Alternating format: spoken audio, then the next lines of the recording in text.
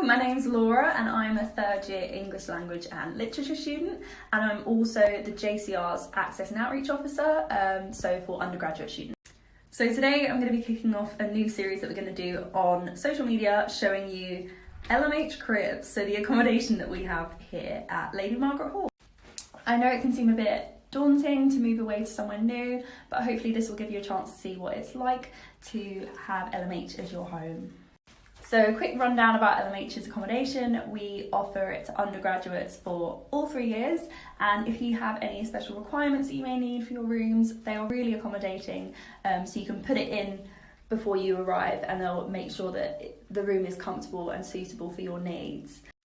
So when you're a first year student, your room is assigned for you before you arrive.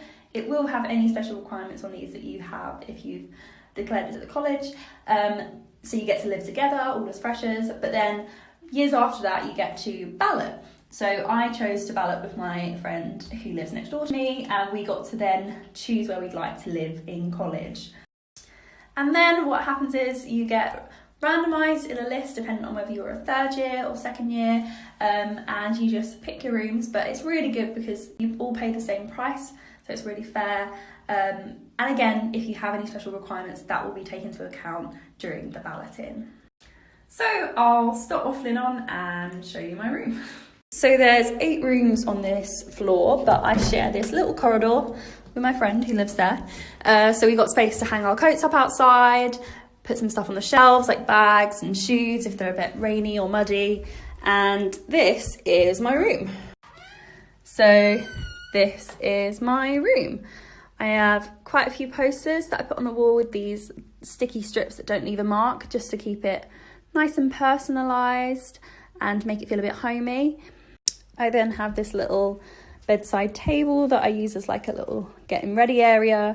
I brought this stool from home, just from QD. And then I have my bed, which is 2 single beds that are actually pushed together, and then I just bought a cheap mattress wedge to go in the middle. You can choose whether to keep it like this or to stack them on top of each other into one single, but I do like having a Super King double bed. So then I have my fairy lights and posters hanging up, and a nice big window that looks out onto green grass and the Porter's Lodge as well.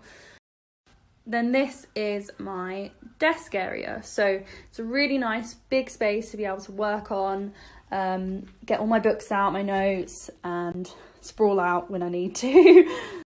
Just so you can see a bit more of what I've got on my shelves. It's a lot of books, but I am an English student. But most of these are either bought secondhand or just borrowed out from the libraries, since we have so many in Oxford. I got this little duck that I won at the Freshers' Fair, Shakespeare sonnet print from a museum, and I did get this little filing box which I found quite useful for all of my uni paperwork. So I definitely recommend, if you were considering English or any of the humanities subjects really, to just pursue your interests. So I really loved Restoration Comedy in sixth form, and just would read them a lot, and now I'm doing my dissertation on it, and I would just say that you've got to really enjoy what you're reading, and not be afraid to also try things that you may not normally read, to get pushed out your comfort zone a bit and to try new things.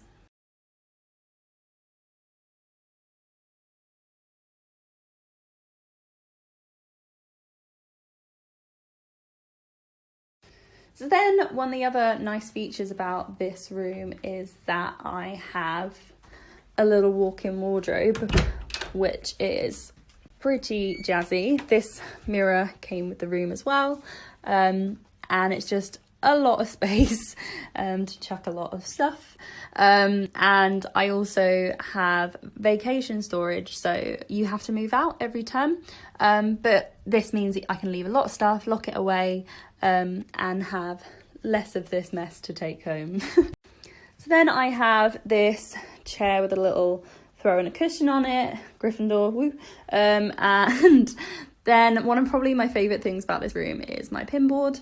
I just fill it with loads of postcards and pictures and letters from back home, and from friends and family. And it's just a nice reminder to have with me. So a lot of things are given to you when you move in, such as a desk lamp, bedside table lamp, and also a kettle in the kitchen. But if you want any sort of extra things in your room, like a kettle, then you can bring one, but I like using the one in the kitchen.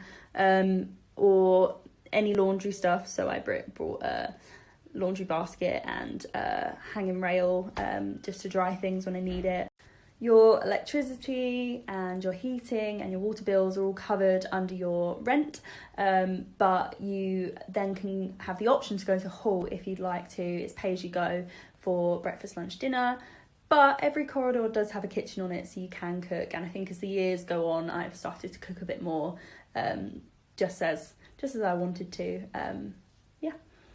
And so then the last thing in this room is a little ensuite, which is really useful to have, really nice and modern, and yeah, it's all good.